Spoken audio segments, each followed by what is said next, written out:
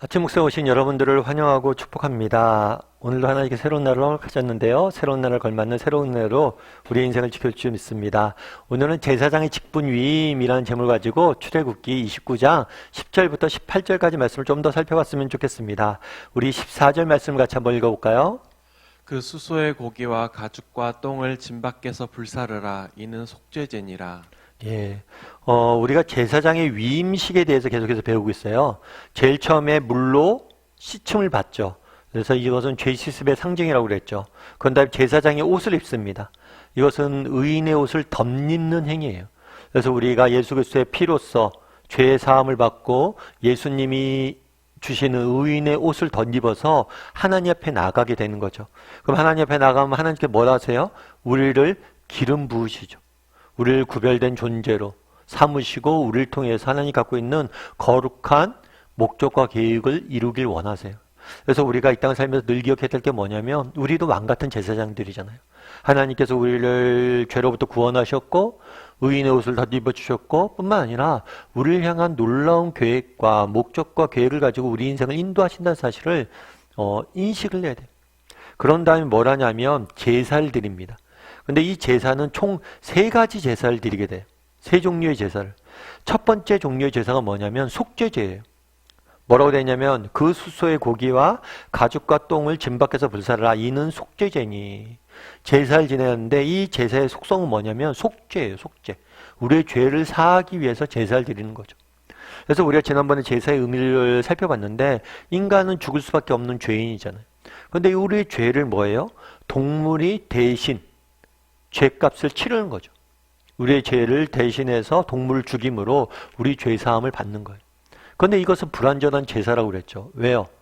인간의 죄인데 인간의 죄는 인간이 죽어야지. 내 죄인데 내가 죽어야지. 제가 누굴 죽였는데 제가 사형을 당해야 되는데 내 집에서 기르고 있는 송아지를 대신 죽인다고 내 죄가 사함을 받는 게 아니잖아요. 그럼 왜 이런 제사를 드리려고 했느냐? 이것은 일종의 모형이라고 했죠. 어떤 모형이에요? 언젠가 오실 예수님. 예수님께서 우리를 대신해서 죽으심으로 우리의 죄를 사하게 될 것이라는 것을 상징으로 제사를 드리는 거예요. 그래서 이 제사를 통해서 예수님을 기다리는 거죠. 그런데 오늘 본문에서 재미있게 주목해야 될 게 한 가지 있어요. 그건 뭐냐면 오늘 본문은 누구의 위임식이에요? 제사장의 위임식. 제사장은 어떤 사람이에요? 백성의 죄를 대신해서 제사를 드리는 사람이에요. 그런데 제사장을 위해서 뭘 드리는 거예요? 지금 속죄제를 드리는 거예요. 달리 이야기하면 제사장조차도 스스로의 죄를 뭐예요? 스스로 사할 수 없다는 거예요. 제사장조차도 스스로의 힘으로 자신의 죄의 문제를 해결할 수 없다는 거예요. 결국에 진정한 제사장 되시는 무지하신 예수님만이 우리의 죄를 사할 수 있다는 것을 보여주는 거예요. 다르게 표현하면 인간이란 어떤 존재냐? 인간이라는 스스로 구원을 받을 수 없는 존재임을 우리가 기억해야 된다는 것. 오늘날 우리 사회는 자유와 독립을 굉장히 강조합니다. 그래서 의존적인 존재가 되지 말고 독립적인 존재가 되라고 이야기해요. 그래서 성인이 된다는 것, 진정한 인간이 된다는 것, 참된 삶을 산다는 것은 의존적인 존재에서 독립적인 존재로 완전히 완성되는 것. 그것이 어른이 되는 것이고 인간이 참된 인간이 되는 것이라고 보는 것. 하지만 그렇지가 않아요. 여러분 완전히 독립적인 존재는 없습니다. 나무를 생각해 보십시오. 흙이 없이 나무가 있을 수 있어요? 나무는 흙에 의존할 수밖에 없어요. 새를 보세요. 정말 하늘이 없이 새가 존재할 수 있나요? 물고기는 어때요? 물이 없이 물고기가 존재할 수 있나요? 완전한 독립적인 존재는 없어요. 인간도 마찬가지예요. 여러분 인간의 공동체가 없다면 어땠을까요? 여러분이 공동체가 없다면 우리가 과연 존재할 수 있을까요? 여러분이 태어나자마자 여러분들 정말 보살펴주고 도와줬던 부모님들이 없다면 여러분들이 지금 여러분의 모습이 있을 수 있을까요? 또 여러분의 친구가 없다면 여러분의 자녀가 없다면 자녀는 우리의 스승이라고 이야기하잖아요. 자녀를 통해서 우리가 정말 성장해지는 거죠. 최근에 나 혼자 산다라는 프로그램이 되게 유행을 하잖아요. 뭐 아마 보신 분들도 있을 텐데 이 프로그램 같은 거는 싱글 라이프. 요즘 혼자 사는 사람들이 많으니까 이 혼자 사는 사람들의 싱글 라이프를 보여줘요. 근데 재밌는 것은 이 프로그램이 처음에는 이 연예인들의 싱글 라이프를 보여줬어요. 근데 그 다음부터는 싱글 라이프를 잘 안 보여줘요. 왜냐하면 재미가 없어요. 혼자 집안에서 TV 보고 뭐 밥해 먹고 이런 거 몇 번 보다 보니까 질려요. 그래서 요즘은 나 혼자 산다가 뭐냐면 나 혼자 산다가 아니에요. 나 혼자 사는 사람들이 모여서 같이 사는 모습들을 보여주게 돼요. 그래서 한때는 나 혼자 산데 뭐 왕따 논쟁까지 일어났다고 그러더라고요. 아니 프로그램 제목이 나 혼자 산다는데 왕따 논쟁이 왜 일어나요?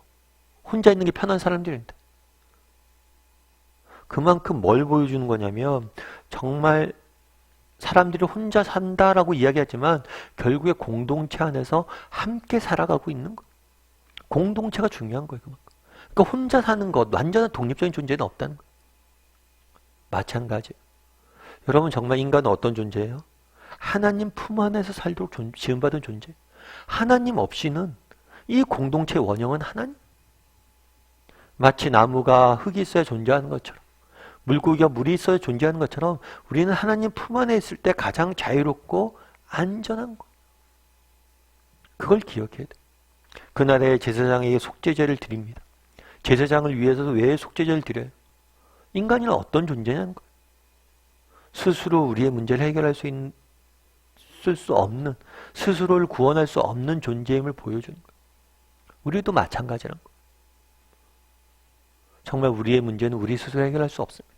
오직 하나님의 품 안에서, 하나님 안에서 그분을 온전히 의존할 때 우리는 이 모든 것들을 해결할 수 있는 거예요. 그래서 나는 얼마나 하나님을 의존할 수 있는 존재인가, 정말 하나님을 의존하며 살아가는 존재인지를 한번 돌아볼 필요가 있겠죠. 그런 다음에 또 18절에서 이렇게 이야기합니다. 그 순약 전부를 제단 위에 불사르라. 이는 여호와께 드리는 번제요 이는 향기로운 냄새니 여호와께 드리는 화제니라. 예, 번제를 드리라고 그래요. 그러니까 번제란 건 뭐냐면 재물을 다 불사른 거예요. 태워버린다. 그래서 번제라고 부르는 거예요. 그럼 왜 번제를 드릴까요? 이 순서에 주목해 볼 필요가 있어요. 속죄제를 드렸잖아요. 우리는 예수님의 은혜로 우리는 죄의 사함을 받았습니다. 죄 사함을 받았다면 우리가 해야 될 삶은 뭐냐? 번제. 은혜에 감사해서 우리의 삶을 온전히 하나님께 드리는 것. 태워 드리는 것. 그것이 뭐예요? 우리가 드려야 될 제사라, 삶의 모습이란 것. 정말 우리가 구원을 받았다면 우리는 뭘 해야 돼요? 우리 역시 우리의 삶을 하나님 앞에 드릴 수 있어야 된다는 것. 그날의 번제와 속죄제와 번제를 드리면서 이것들을 보여준 거예요. 그럼 우리는 어때요? 여러분들 정말 우리의 삶을 정말 하나님 앞에 온전히 드리고 있습니까? 정말 하나님을 향해 나가고 있습니까? 예전 어떤 글에서 읽은 글인데요. 어떤 피아니스트가 있었어요. 이 피아니스트가 피아노 공연이 있었어요. 연주회가 있었어요. 그 피아노 연주를 다 끝났는데 많은 사람들이 이제 박수치죠. 와, 박수치고 그러는데 이 피아니스트가 기뻐하지 않아요. 환호하지 않아요. 청중들의 박수에 움직이지 않아요. 그리고 한 곳만 계속해서 바라보고 있었대요. 그곳을 왜 바라봤냐? 왜 어떤 반응도 안 보이고 그것만 바라봤냐? 그랬더니만 그날은 특별히 공연에 누가 왔냐면 자기 스승이 왔대. 그래서 공연이 끝난 다음에 그 스승의 반응을 보고 싶었대. 청중의 반응보단 그 스승이 뭐라고 평가하는지 그게 제일 중요했다라고 이야기를 하더라고요. 참 그게 공감이 됐어요. 여러분 우리 인생에 우리의 삶에 유일한 청중은 누구예요? 하나님의 하나님. 우리의 삶은 결국에 하나님 앞에 드려지는 거예요. 정말 그렇다면 나는 얼마나 정말 하나님 앞에서 살아가는 사람인지, 정말 우리가 정말 하나님 예수 그리스도의 은혜로 우리가 구원받은 사람들이죠. 이제 구원받았다면 우리는 뭘 해야 돼요? 하나님을 정말 앞에서 우리의 유일한 청중인 하나님을 기쁘시게 하는 삶을 살아야 된다는 거. 그래서 우리가 한번 돌아봤으면 좋겠어요. 나는 얼마나 하나님만을 바라보고 살아가는가? 하나님 앞에서 살아가는 사람인가? 그래서 우리가 정말 구원받은 자로서 하나님의 백성으로서 하나님의 사람으로서 얼마나 하나님 앞에서 하나님을 바라보며 살아가는 사람인지 오늘 한번 돌아보고 또 그렇게 살아가기 위해서 노력하는 저와 여러분이 되기를 주님으로 소원합니다.